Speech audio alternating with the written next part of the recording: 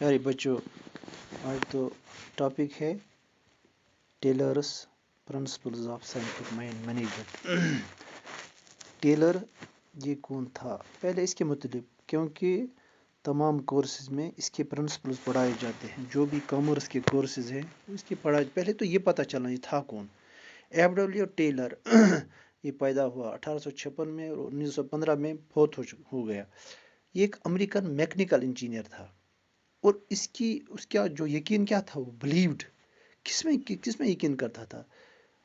In analysing the work scientifically, science استعمال کرنا management کی کوئی بھی کام کرنے کے بہت سے طریقے ہیں، ان کو انالائز کرنا کہ ان میں سے کون سا، انالائز کرنا، موازنہ کرنا سائنٹیفکلی، بڑی سوچ سمجھ کے، سائنٹیفکلی دماغ عقل استعمال کر کے، یہ نہیں یوں تکا نہیں لگانا ہے کہ بس یہ طریقہ ہے، نہیں، بلکہ بہت سوچ سمجھ کے and finds one best way to do any work, کسی کام کو کرنے کے طریقے بہت سے ہیں، ان میں سے عقل لگا کے کام انالائز کرنا ہے، ورک موازنہ کرنا ہے کام کو عقل سے، پھر بہت جو سب سے بہترین طریقہ ہے کرنے کا وہ استعمال کرنا، وہ طریقہ۔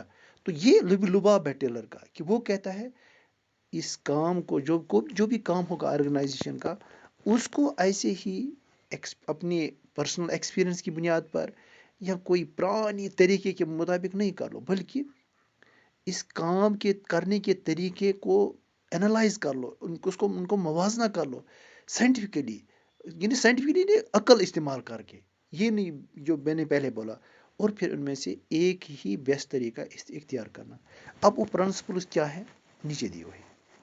پہلا ہے science and not the rule of thumb, science استعمال کر لو، عقل، موازنہ، جو اوپر میں نے بولا رول آف تھم نہیں۔ رول آف تھم کیا ہوگا؟ یہ پرانے زمانے سے رول چلا، اس لیے یہ ہم ختم نہیں کریں گے۔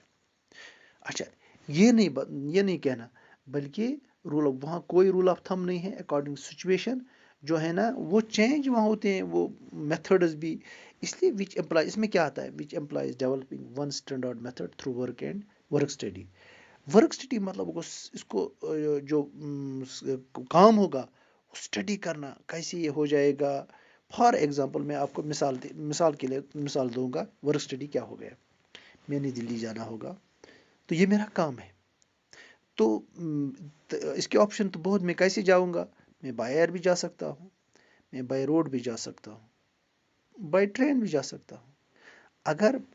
اگر میں نے رول آف تھمب، میں بائی روڈ ہی جاؤں گا، کیا یہ رول آف تھمب ہے؟ نہیں، میں تو جاتا ہوں نا، اس لیے میں جاؤں گا آج بھی۔ تو یہ سوچے بغیر، آج موسم کیا ہے، روڈ بند ہوتا ہے، مثال کہ میں نکل گیا، رامبن پہنچ گیا، وہاں روڈ بند ہے، 10 دن وہاں رہا، تو یہ کیوں ہو گیا مجھے؟ اور میں وقت پر پہنچ، میرا کام بھی نہیں ہو گیا، میں نے دلی میں 2 دن کے بعد کام تھا، 3 دن کے بعد کام تھا، تو وہ ہوا نہیں، کیوں؟ میں وقت پر پہنچا ہی نہیں۔ وقت پر کیوں نہیں پہنچا؟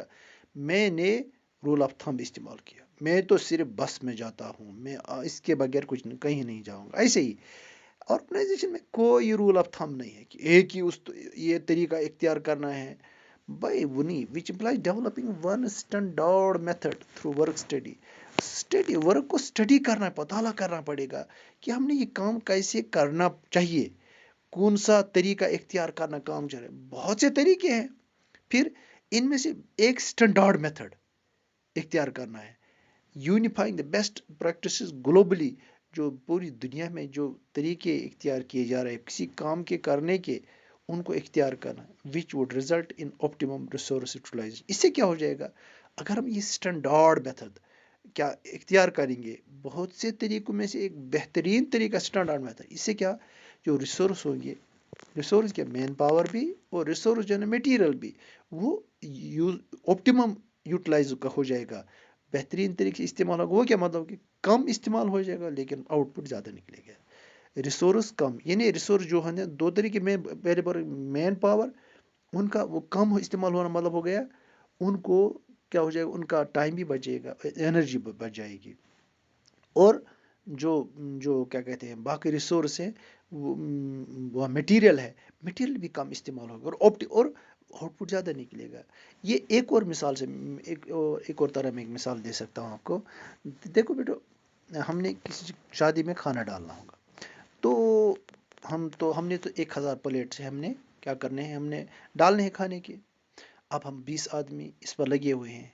کیا سبھی اٹھاتے ہیں کھانا ہی؟ پھر سبھی اٹھاتے ہیں سبزی، پھر گوشت تو ڈالتے ہیں، تو وہاں میس ہو جائے گا. طریقہ رکھے، ہم لائن لگاتے ہیں. 20 آدمی پلیٹوں کے ایک دوسرے کو دیتا ہے، ہاتھوں ہاتھ میں ایسے پہنچتا ہے، تو لاسٹ والا 1-2 آدمی ڈالنے کے لیے رکھ سکتے ہیں. ایسے ہی یہ ہو گیا طریقہ، یہ بیسٹ میتھڈ ہم نے اختیار کیا. تو اس سے کیا ہو جائے گا، اس سے ورک کیا کہتے ہیں، انرجی بھی کم لگے گی اور ٹائم بھی سیو ہو جائے گا، ریسورس بھی بچ جائیں گے. تو ایسے ہی اس آرگنائزیشن میں بھی یہ تو گلوبلی دیکھنا ہے کون سے میتھڈس اختیار کر رہے ہیں لوگ آرگنائزیشن میں، تاکہ ان کا جو کیا اور گولز جو ہے وہ اچیو ہو رہا ہے. تو کیسے وہ اختیار کرتے ہیں میتھڈس، ان میں سے ہم بھی سب سے بہترین طریقہ اختیار کریں گے تاکہ ہمارے آرگنائزیشن گولز اچیو ہو جائیں گے. تو یہاں میں ایک بات میں آپ کہوں گا، آرگنائزیشن گولز کیا ہے. مثال کے طور پر ہم نے 2 دنوں میں ہم نے 1000 ٹی شرٹس کو دینا ہے. یہ کیسے ہو جائے گا؟ تو یہ آرگنائزیشن گول ہے. یہ کیسے ہوگا، اس کے لیے کوئی رول آف تھم نہیں ہے. بہت سوچنا پڑے گا ہم نے کیسے دینا ہے، کیسے یہ مین پاور کو استعمال کریں، کیسے مشینری کو استعمال کریں گے. دوسرا، ہارمونی ناٹ ڈسکارڈ.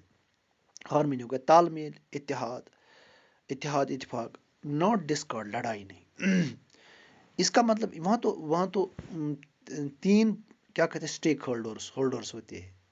مینیجرس ہوتے ہیں آرگنائزیشن میں، ورکرس ہوتے ہیں اور اونرس ہوتے ہیں. یہ ایک دوسرے کو ریسپیکٹ کرے. مینٹل ریولیوشن کیا؟ یعنی یہ ایک دوسرے کی حقارت کی نظر سے نہیں دیکھیں گے. یہ ورکرس ہے، مینیجرس یہ سوچے ورکرس ہے، یہ ہمارے ماتحت ہیں، اور اونرس ان کو اپنا گمنڈ نہیں. بھائی ریسپیکٹ کرنا ایک دوسرے کا. عمومی طور کیا ہوتے ہیں، یہ تو ورکرز جو ہے نا، ورکرز ہم کہتے ہیں ہم لو پیڈ ہیں، ہمیں کم ادا کیا جاتا ہے اور کام زیادہ لیا جاتا ہے. اور مینیجرز کیا سوچتے ہیں، اونرز کیا سوچتے ہیں، یہ فضول خواہ میں تنخواہ اتنا زیادہ لیتے ہیں لیکن کام نہیں کرتے ہیں. تو اس سے کیا ہو جاتا ہے، تو ایک دوسرے کا وہ رول ایک ہی بات ہے. آپ تو لیزی ہو ورکرز، تو اس سے کیا ہو جاتا ہے، اس سے ریسپیکٹ جب نہیں ہوگا تو وہ کام بھی نہیں کریں گے. وہ کام بھی نہیں. اس لیے ایک دوسرے کو ریسپیکٹ کر لو. ورکرز جو ہے نا، مینیجرز، ورکرز، یہ part and parcel of the organisation ہے. ان کو ایک دوسرے کو ریسپیکٹ کرنا پڑے گا، اور تاکہ کوئی کنفلکٹ نہ ہو جائے، ریسپیکٹ کنفلکٹ نہ ہو جائے، لڑائی نہ ہو جائے. پھر اگر وہ باہمی تعاون اتحاد سے کیا کہتے ہیں وہ کریں گے نا، تال میل سے کام کریں گے، تو آرگنائزیشن آبجیکٹیوز جو ہے نا وہ اچیو ہو جائیں گے، وہ ریئلائز ہو جائیں گے، وہ پورے ہو جائیں گے. کون؟ مثلا میں نے بھی بولا کہ 1000 ٹی شرٹ 2 دنوں میں دینے ہیں، تو وہ ہو جائے گا. تو اب یہ مینٹل ریولیوشن کیسے ہو جائے گا، کہ دماغ کیسے صاف ہو جائے گی، دوسرے کو ریسپیکٹ کیسے ہو جائے گا. اب یہ مینیجرز ایسے کر سکتے ہیں. جو گینز ہیں، جو نفع ہوگا، اس میں ایک شیئر ذرا ان ورکرز کو دے دو. اب اگر ورکرز کو دے دیا تو وہ تو کام بہت زیادہ کریں گے. وہ سمجھے یہ ہماری بہبود کے لیے کر رہے ہیں. اس لیے جتنا تنخواہ ورکرز لیتے ہیں، اگر گینز مل رہے ہیں تو ایک تھوڑا سا شیئر ان کو بھی دے دو، تاکہ وہ بڑی جان پہچانی سے کام کریں گے ورکرز. تو آرگنائزیشن گولز بھی اچیو ہو جائیں گے. تو تیسرا ہے کوآپریشن ناٹ انڈیویجول. یہ بھی تقریباً ہوئی کوآپریشن بھی ہوگا نا، اتحاد، ناٹ انڈیویجولزم. یعنی انڈیویجولی جو ورکرز کو ایک طرف رکھے، کوئی جو مینیجر وہ اپنا وہ فیصلہ نہ کرے، بلکہ وہ ان کو تو مشورے میں لے کیا، تاکہ جب مشورے میں ان کو لے لیں گے تو کیا ممکن ہے وہ کنسٹرکٹیو سجیشن دے دیں گے، وہ بہترین سجیشن دیں گی، وہ مشورہ بہترین دے گی. اگر وہ مشورہ اڈاپٹ کیا جائے گا، اس سے تو آرگنائزیشن گولز کو، آرگنائزیشن کو بھی فائدہ ہوگا، مینجمنٹ کو بھی فائدہ ہوگا، ورکرز کو بھی فائدہ ہوگا. تو اس طریقے سے انہیں انڈیویجولی کوئی فیصلہ مینجمنٹ نہ لے بلکہ ورکرز کو ان کو ڈیسیجن میکنگ میں انوالو کرے. وہ آپ کو سمجھ میں آ جائے گا. مثال کے طور پر 2 آپشن ہیں. آج مثال کے طور پر سمجھو، آج منگلوار ہے، تو میں آپ سے کہتا ہوں بیٹو کل تیار ہو جاؤ، میں آپ سے کلاس ٹیسٹ لے لوں گا. تو ایک ہوگا یہ. دوسرا ہے کہ میں آپ سے پوچھوں एक हो गया ऑर्डर जो मैंने पहले दिया। तो दूसरी ऑप्शन ये है, मैं आपसे पूछूं डिसीजन मेक में सजेशन आपसे ले लूंगा, मशवरा। बेटो मैंने क्लास टेस्ट लेना था, कब ले लूंगा? तो आप तो ऑलरेडी ओवरलोडेड है आपके सर, हमें तो ओवरलोड होते हैं, हम कहाँ दे सकते हैं। आप एक बात कर लो सर, आप संडे तो हमें फ्री होती है, आप मंडे को ले लो, संडे के दिन हम मेहनत करेंगे। तो बोलो, आप ही बोलो कौन सा मेथड अच्छा है? क्या पहला वाला मेथड अच्छा है जिसमें डायरेक्ट मैंने आपकी तरफ ध्यान ही नहीं दिया कि आप क्या काम करते हैं, आपको लोड कितना है, या वो दूसरा? अब सीधी बात है वो दूसरा मेथड है। तो क्यों आप अपनी तरीके से मेहनत भी करोगे, आपको टाइम भी मिलेगा, और आप ये भी सोचेगा सर ने हमसे मशवरा पूछ लिया। बराबर ऐसे ही वर्कर्स कब जान पहचानी से काम करते हैं, जब उनको डिसीजन मेकिंग में क्या शरीक किया जाएगा। मुमकिन है उनकी कंस्ट्रक्टिव डिसीजन आए, उनकी कोई फ़ायदा मंद कोई मशवरा वो दे दें, और उस पर अमल करके ऑर्गेनाइजेशन को भी फ़ायदा होगा, मैनेजर्स को और वर्कर्स को भी फ़ायदा होगा। इसलिए कॉपरेशन से ये हमें इकट्ठे करना है काम। In fact there should be complete cooperation between labour and the management instead of individualism. ये तो मैंने भी समझाया। अब चौथा, development of each and every person to his और हर ग्रेटेस्ट एफिशिएंसी एंड प्रॉस्पेरिटी। वो क्या मतलब हो गया? आपको पता है ऑर्गेनाइजेशन ये कहता है, ये ऑर्गेनाइजेशन बहुत बेहतरीन चलते हैं, एफिशिएंट ऑर्गेनाइजेशन है, बेहतरीन चलते हैं। और एफिशिएंट ऑर्गेनाइजेशन क्यों है? क्योंकि इसकी वर्क फोर्स जो है ना, वर्कर्स जो है वो एफिशिएंट है।